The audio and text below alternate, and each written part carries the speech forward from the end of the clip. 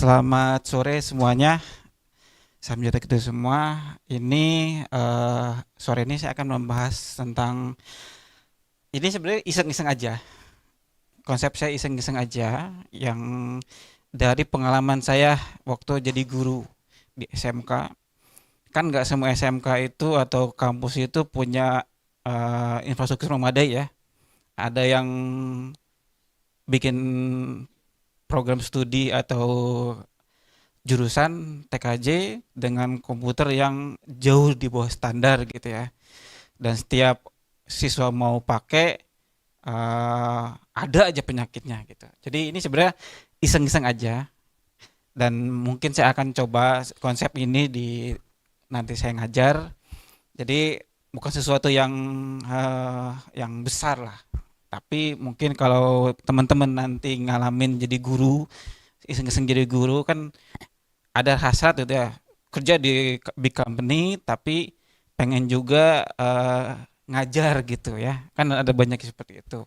Dan ini konsep ini untuk sekolah atau kampus yang bukan yang besar tapi untuk yang menengah ke bawah gitu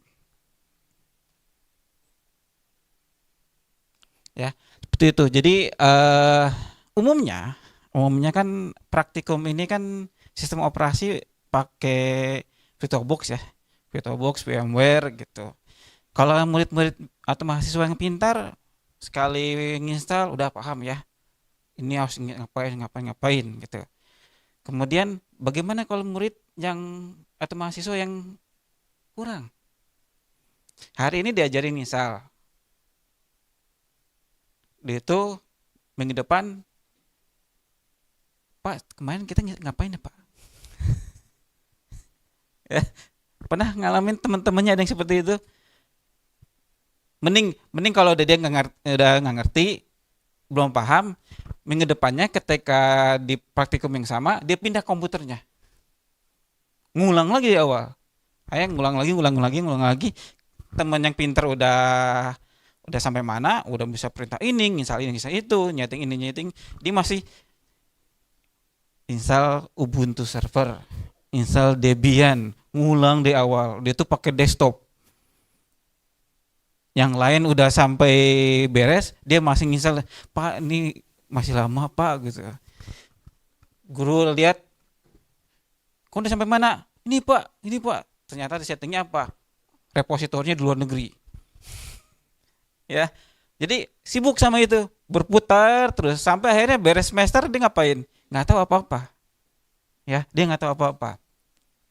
Nah, kita bisa coba pakai ini yang web based. Jadi walaupun komputernya ya seadanya, kita masih bisa memastikan mereka itu tetap bisa lanjut terus, nggak fokus nginstal sistem OS di awal mulu, tapi fokus sama materinya gitu. Nah, sebenarnya sudah ada, bisa pakai Proxmox, bisa pakai SCP-ng, bisa pakai XSD UI dan lain-lain. Tapi dua ini butuh environment yang besar, ya, butuh environment yang besar. Kemudian terlalu kompleks lah untuk seorang guru TKJ atau laboran gitu. Padahal kita cuma butuhnya yang sederhana aja. Nah, kemudian kebutuhan praktikum itu apa? Fokus sama materinya, nggak ngulang-ngulang mulu. Fokus pengenalan jaringan komputer, mau bikin DNS server, mau bikin DHCP server, mau bikin mail server, udah tok di situ aja. Nggak ngulang mulu. Dan aplikasi yang stabil dan tidak bagi. Sering terjadi komputernya jauh di bawah standar, dipaksakan virtualisasi pakai VirtualBox gitu, VMware. Baru mau nyoba, guru netizen error. Baru mau nyoba kenal panik, gara-gara apa? Hostnya nggak kuat. Baru mau nyoba lagi, bisa, lambatnya luar biasa. Ya, baru nyoba lagi, muridnya, kamu ngapain? Saya bingung mau ngapain Pak. Ya, kemudian si murid atau mahasiswa itu bisa fokus sama network sendiri, tapi aksesibel sama yang lain. Jadi bisa standalone tapi dia juga bisa share networknya gitu. Nah, ya sebenarnya ini kita bisa skip ya karena di tadi sudah dibahas ya. Mungkin teman-teman sudah tahu kontainer itu apa ya. Eh, Sistem operasi yang sudah dipotong kecil-kecil, kemudian hanya itu aja, itu hanya butuh A, B, C dan D dan seterusnya. Kemudian virtual machine, nah ini kan umumnya dipakai ya, umumnya kita pakai untuk basic sistem operasi dan network. Mulai ada banyak pilihannya dari para virtualization, ada bare metal, kemudian lain-lain gitu. Nah ini kita bisa skip. Nah, saya di sini pakai LXD ya, pakai LXD satu platform container buatan Canonical. Awalnya ini project bareng dengan LXC ya, LXC. Cuman LXD dipisahkan oleh Canonical biar apa? Ya biar lebih menjual lah gitu ya. Ya sudah dapat basicnya, kemudian why not kita bikin sendiri gitu kan. Nah ini pakai LXD. Kenapa pakai LXD sekolah? Ya tadi resource-nya kita bisa pakai satu PC yang lumayan, nggak harus server, PC yang lumayan, RAM-nya sekian giga, kemudian hard disk SSD-nya sekian giga, kemudian CPU-nya berapa, murid atau mahasiswa cukup akses Windows Terminal atau PowerShell dengan syarat minimal Windows 10 ya, jangan Windows 7. Nah, kan di situ udah ada SSH ya, jadi mereka fokus di situ saja, gitu. Nggak perlu lagi ribet ngurusin yang lain, udah fokus di situ aja, nggak perlu ngurusin mesti pakai XT4, mesti pakai BTRFS, mesti pakai apa namanya file system yang lain, udah fokus di situ. Jadi nggak ngurusin kayak di VirtualBox. Rata-rata ketika pakai VirtualBox nggak paham kan? Mau pakai network NAT apa enggak, orang ngerti baru aja mulai kok udah dipaksa pakai NAT. Kemudian ya udah pakai bridge aja. Pak, bridge itu apa, Pak? Jembatan. Jembatan apa, Pak? Jembatan apa di sini? Yang populer jembatan merah ya? Di Bogor juga ada jembatan merah. Beda sejarahnya aja. Gitu. Nah, di sini yang akses mahasiswa atau murid nggak perlu. Cukup apa? Cukup guru atau laboran. Ya, cukup guru laboran. Mereka siapkan kebutuhannya gitu ya. Kita misal bikin proyeknya misalnya TKJ 1 misalnya. Ya, TKJ 1 ya. Kemudian deskripsinya apa, kemudian pakai storage pool-nya apa, fiturnya apa, misalnya kita bikin default bawaan atau yang lain. Kemudian oke. Nah, sudah jadi. Nah, ini ya, ini adalah proyeknya. Ya. Proyeknya. Kemudian cloud init. Nah, di sini guru dan guru, dosen atau laboran menyesuaikan dengan kebutuhan. Ya. Misalkan kalau Ubuntu sudah bisa SSH, tapi dia harus pakai SSH key. Nah, kalau di template bawaan ini nggak ada, jadi kita modifikasi dikit pakai cloud init. Kalau Debian, Red Hat Base dan lain-lain nggak bisa. Kenapa? OpenSSH-nya belum diinstal. Jadi harus ribet. Ya udah kita atur aja di cloud initnya. Ya, DHCP pakai DHCP apa static. Kemudian cloud public usernya bikinin biar sama semua, kasih user Ubuntu atau siswa 1, siswa 2, siswa 3 dan lain-lain. Kemudian apakah pakai password atau enggak. Nah, ini kita bisa ngajarkan security basic di awal. Tidak pakai password, tapi pakai SSH key gitu. Ya, kita bagiin masing-masing si user, si siswa jadi SSH key gitu. Nah, kemudian dia bisa apa saja. Kemudian dari sininya kita save, kita deploy, jalan, siswa langsung tinggal remote materi minggu ini misal kita bahas bikin DHCP server, fokus sama DHCP server. Berhasil atau tidaknya tes di komputer Windows-nya running. Oke, minggu depannya kita lanjut ke materi yang berikutnya, misal bikin DNS server, bikin fokus gitu ya. Setelah itu bisa maju. Kan kita bisa mencegah yang tadi murid yang ngulang misal gitu ya, nggak ngulang-ngulang lagi gitu. Nah, kemudian kita bikin profile. Nah, di profile ini profile yang tadi. Dan bedanya kalau cloud config tadi itu kan text based. Nah, kalau ini profile ini kita sesuaikan disknya berapa giga, networknya pakai bridge sendiri atau tidak, kemudian apakah pakai GPU atau tidak.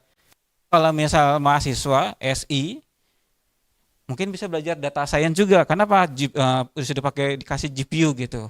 Dan si guru dan laboran nggak perlu mikirin GPU pass-through atau enggak. Ya, karena sudah bisa kan pusing. Udah pernah ada yang coba GPU pass-through? Ya. Main misalnya Call of Duty di Windows 7, Windows 10 tapi virtual. Belum pernah? Nah, kalau pakai GPU pass-through main machine learning, data science dan lain-lain yang butuh GPU dengan VM atau dengan kontainer itu bisa. Jadi kita pakai GPU host ya, dikasih kuota berapa? VRAM-nya berapa giga, kemudian berapa clock dan lain-lain. Nah, itu GPU pass-through ya. Kalau di bare metal bisa ini. Ya, tapi kalau pakai Proxmox bisa langsung. SCP-ng bisa langsung, tapi kalau kita bikin sendiri, nah kita mesti ngurusin kernelnya dulu, kita mesti modif grabnya dulu dan lain-lain. Tapi kalau di sini tinggal aman ya. Jadi makanya saya bilang bukan cuma sekolah, mahasiswa juga bisa, terutama ya tadi SI misalnya ya, untuk masalah machine learning, data science atau AI bisa. Kemudian kita atur juga resource limitnya, security policy-nya, snapshot-nya akan terbackup berapa. Kemudian migrasi gimana, bootnya, atau masih pengen pakai cloud config, ya masih bisa. Nah, instannya banyak, ya, nggak harus Ubuntu, ya, atau mau pakai apa? By the way, I use Arc gitu. Ada Arc user di sini? Tidak ada ya? Mau hidup ya? Mau hidup damai ya? Mau hidup yang damai ya, nggak mau ngurusin yang lain gitu. Atau mau coba pakai Slackware, kalau nggak salah ada di sini. Ya, ada yang pernah nyoba Slackware di sini? Nggak, nggak mau hidup. Gentoo juga ada di sini. Jadi kalau mau hidupnya penuh dengan tantangan dan ngabisin usia ya, tahu-tahu teman-temannya udah punya pacar, udah ngapain, masih ngurusin apa? Install film mesti source code dulu, compile dulu gitu. Ya nggak apa-apa itu kalau yang punya waktunya banyak gitu ya. Tahu-tahu dipanggil dosen, kamu nggak pernah masuk kenapa? Compile pak. Compile ini pak, text editor pakai apa film pak? Ngapain? Emang pakai apa? Pakai Gentoo pak. Kamu ulang lagi semester depan ya gitu. Nah ini di tampilan dashboard si guru atau laboran ya. Jadi bisa tahu si murid ngapain aja, apakah bengong selama praktikum atau enggak. Jadi nggak ketahuan di sini kan dia lagi apt install apa misalnya. Kemudian kalau misalnya belajar pakai CentOS atau pakai Alma Linux, ngapain DNF atau apa gitu kan. Kemudian nggak ngapa-ngapain, ketahuan juga. Kan kita nggak usah kan kalau sebagai guru tuh dosen keliling ngapain, ada yang lagi asik main, kemudian ada yang lagi asik chatting gitu. Jadi saatnya praktikum dia malah ngapain sama pacarnya gitu. Atau besok kita apa kalau yang mobile game biasanya saya lupa, mabar itu. Jadi harusnya materinya itu compile pakai dari Tarbal, dia malah janjian apa? Mabar gitu. Ini kan kalau bisa gitu. Ya, siswa satu lu ngapain di situ? Belajar yang benar gitu. Jadi bisa mendukung dosen atau guru yang malas juga sebenarnya ini. Nah, networknya sama. Networknya kita bisa bikinin bridge tersendiri atau yang bawaan kita kasih namanya ETH1 atau yang lain ya, atau misalnya sesuai dengan nama siswanya misalnya gitu. Tapi baik jangan sih, banyak errornya. Saya pernah beberapa kali otak-atik kontainer sama VM networknya dikasih nama yang aneh gitu. Saya misal lagi demen sama dodol Garut, saya kasih nama dodol Garut 1, nggak bisa jalan itu networknya. Ya, kalau ini sih jangan diapa-apain. Kalau bridge kan kita masih dikasih nama aneh-aneh, silahkan gitu, tergantung mood gitu. Nah, ini contoh kalau siswa sudah berhasil remote ya, pakai Debian. Nah, jadi sudah fokus saja di situ gitu. Beda kasus kalau kita sudah bahas materi yang lain, kayak misalnya hacking, digital forensik atau machine learning dan lain-lain. Ini masih bisa dipakai, tapi fokusnya sudah yang lain gitu. Ya. Kenapa Pak LXD lebih intuitif dibandingkan LXC?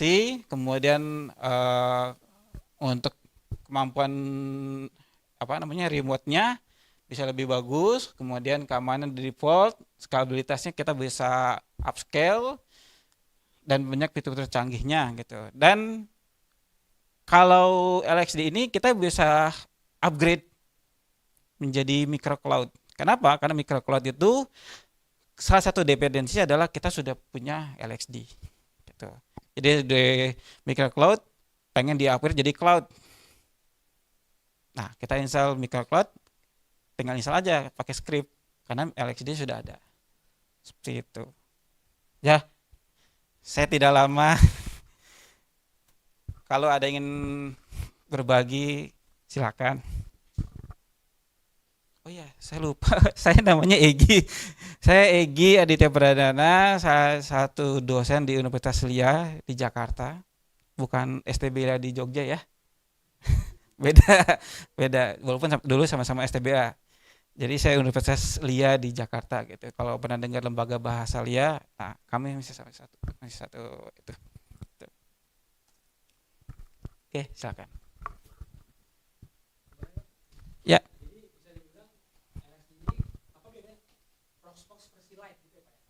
iya. Mm-mm, mm-mm, mm-mm, sama. Mm-mm.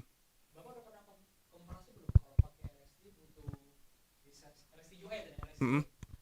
Butuh resource berapa, kalau pakai Proxmox berapa? Ada nggak, pernah nggak ngkomparasi? Jadi kita tahu kalau kita pakai LXD UI mungkin cuma butuh RAM 1 GB gitu. Kalau Mm-mm. pakai Proxmox ternyata 4 GB gitu. Pernah nggak Pak? Ini para saya kebetulan saya juga manajer IT di tempat saya kerja. Jadi proyek iseng saya juga saya garap di sini.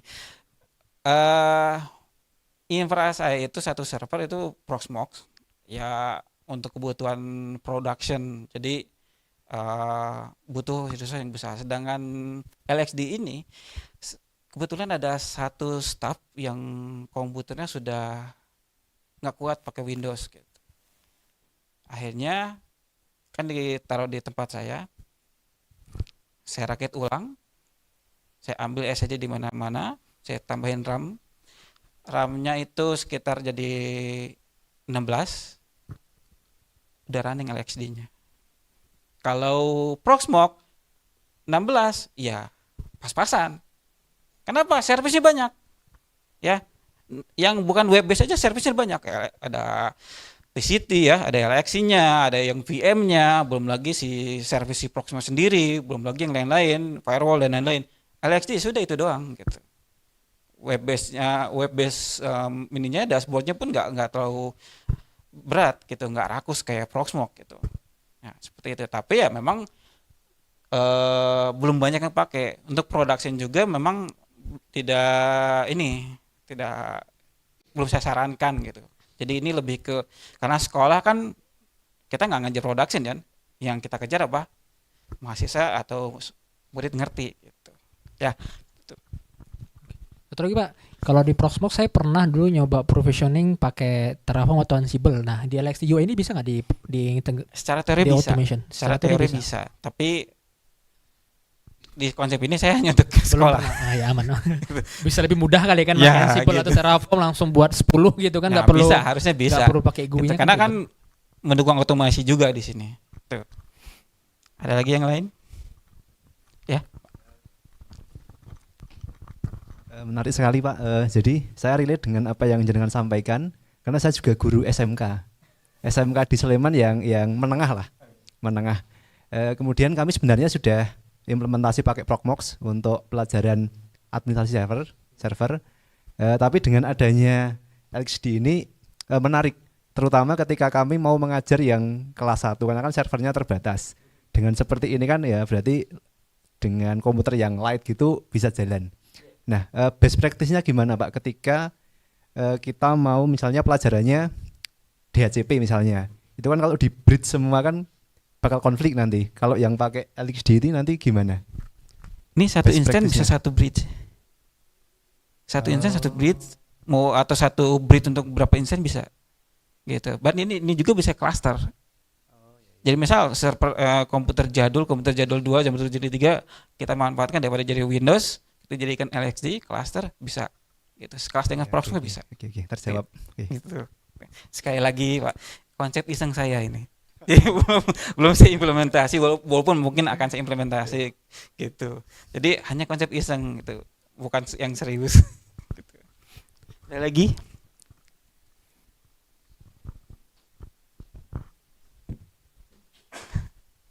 Sebenarnya menarik ya kalau jadi guru gitu. Kenapa? Banyak yang lulus waktu kuliah komputer seadanya, ketika lulus kemudian mencoba jadi guru ternyata menemukan lab yang sama lebih sederhananya. Nah ini sebagai sebagai pilihan lah. Saya dulu juga pernah kepikiran kenapa nggak pakai Proxmox aja. Salah saya pakai Proxmox untuk production, nggak pakai saya buat ngajar. Kenapa? Ya pasti lambat gitu, nggak jauh beda sama kayak VirtualBox dan lain-lain gitu. Jadi ya udah mendingan pakai ini aja. Siswanya fokus aja pakai PowerShell-nya atau Windows terminalnya, nggak usah fokus mesti bikin itunya. Kan belum tentu dikasih dashboardnya kan? Ya gitu. Jadi fokus aja di sini gitu. Apalagi service Proxmox kan berat-berat gitu ya. Itu. Ya. Terima kasih sudah mau menyimak sesi saya. Saya kembalikan ke panitia. Assalamualaikum warahmatullahi wabarakatuh. Selamat sore.